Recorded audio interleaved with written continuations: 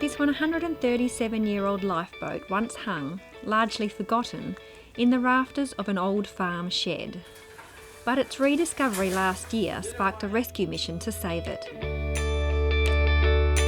This boat is from the vessel Maid of Lincoln, which foundered and sank in Jurien Bay in 1891. And the crew and one stowaway got away back to the coast in this dinghy.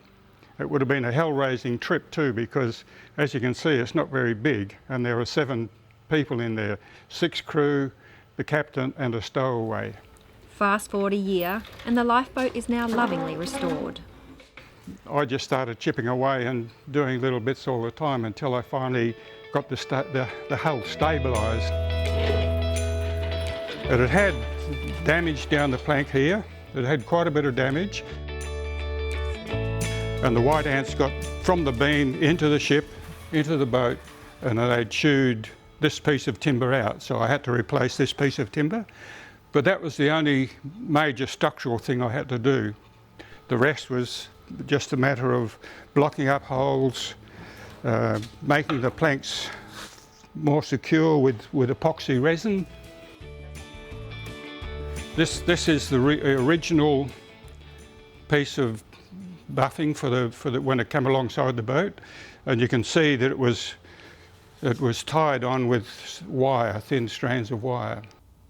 Now the lifeboat needs a public home. It's an iconic artefact, and people are going to come from everywhere to have a look at a 140-year-old lifeboat. It's just a very, very special gift to the community.